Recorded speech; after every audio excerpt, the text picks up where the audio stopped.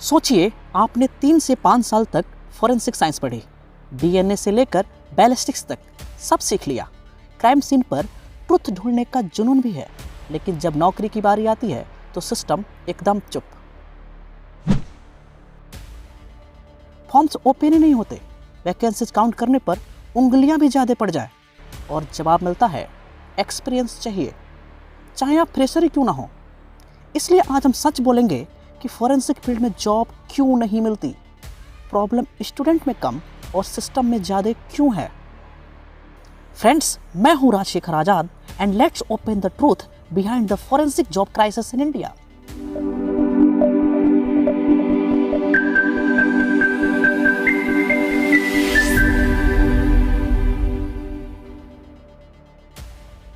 India में forensic job crisis का सबसे बड़ा रीजन है limited jobs in government system और साथ ही स्लो हायरिंग प्रोसेस। रियलिटी ये है कि इंडिया में forensic field almost completely government infrastructure पर डिपेंडेंट होती है। लेकिन यहाँ प्रॉब्लम क्या है?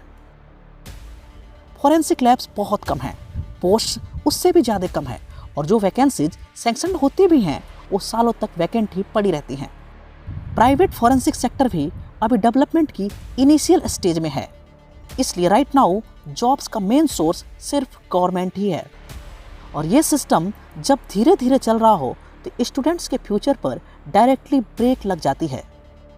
आप कितने स्किल्ड हो जाओ, कितना ही एक्सपीरियंस ले लो, पर जब जॉब से एडवर्टाइज नहीं होगी तो सिलेक्शन होगा कैसे? कंपटीशन जरूर हाई है, लेकिन कंपटीशन तब होता है जब जॉब अपॉर्चुनिटी एग्जिस्ट करती हो। इसलिए फॉरेंसिक फील्ड की सबसे बड़ी सच्चाई ये है कि प्रॉब्लम स्टूडेंट में नहीं, सिस्टम में ज़्यादा है। Awareness and demand low. India में फॉरेंसिक साइंस का यूज अभी भी उतना मेन स्ट्रीम नहीं हुआ है जितना होना चाहिए। पुलिस और जुडिशरी दोनों तरफ फॉरेंसिक एविडेंस पर विश्वास और निर्भरता अभी भी स्लो पेस में बढ़ रहा है। कई बार क्राइम सीन पर एविडेंस प्रॉपरली कलेक्ट, प्रिजर्व और डॉक्यूमेंट नहीं किया जाता, जिससे फॉरेंसिक प्रूफ की स्ट्रेंथ कोर्ट तक पहुंचते पहुंचते कम हो जाती है।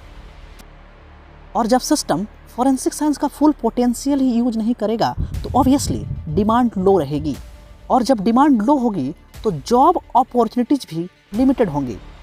फॉरेंसिक साइंस यहाँ भी एक हार्श रियलिटी रिमाइंड करता है, जिस चीज़ की वैल्यू समझ में कम हो उसमें इन्वेस्टमेंट भी कम होता है।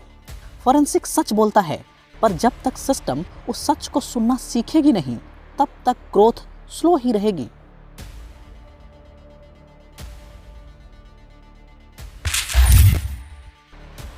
Private sector still in developing stage. Forensic science की ग्रोथ का एक और बड़ा रीजन है इंडिया में प्राइवेट फॉरेंसिक इंडस्ट्री अभी अपने अर्ली फेज में है। डेवलप्ड कंट्रीज में insurance fraud, cyber investigation, corporate forensics जैसे सेक्टर्स में फॉरेंसिक एक्सपर्ट्स की मैसिव डिमांड होती है। लेकिन इंडिया में प्राइवेट फॉरेंसिक लैब्स और कंसल्टेंसी फर्म्स अभी लिमिटेड स्केल्स पर ही काम कर रही हैं। इसका सीधा इम्पैक्ट जॉब मार्केट पर पड़ता है। गवर्नमेंट सेक्टर में वैकेंसीज कम और प्राइवेट सेक्टर में स्कोप स्लो, मतलब ओवरऑल जॉब काउंट रिस्ट्रिक्टेड हो जाता है। जब तक प्राइवेट इंडस्ट्री बूम नहीं करेगी, फॉरेंसिक ग्रेजुएट्स के लिए अपॉर्चुनिटीज लिमिटेड ही रहेंगी।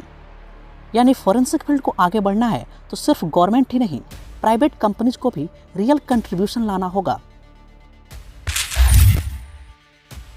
फ्रेंड्स, इसमें कोई डाउट नहीं है कि फॉरेंसिक साइंस एक फैसिनेटिंग फील्ड है।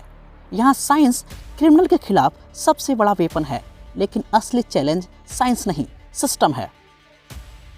Limited government jobs, slow hiring, private sector अभी डेवलपिंग स्टेज में और फॉरेंसिक एविडेंस की डिमांड भी जुडिशियल और पुलिसिंग सिस्टम में धीरे धीरे ही बढ़ रहा है। रियलिटी सिंपल है, फॉरेंसिक फील्ड में सर्वाइव वही करता है जो सिर्फ डिग्री नहीं, स्किल, स्पेशलाइजेशन और कोर्ट रूम कॉन्फिडेंस लेकर आता है। तो अगर आप जेन्युइनली फॉरेंसिक में करियर बनाना चाहते हैं तो अपने आप को अपडेटेड रखिए, प्रैक्टिकल एक्सपोजर लीजिए, नेटवर्क बनाइए और एक स्पेसिफिक डोमेन में एक्सपर्ट बनिए। मैं मिलूंगा आपसे नेक्स्ट फॉरेंसिक इनसाइट के साथ। तब तक स्टे साइंटिफिक, स्टे क्यूरियस।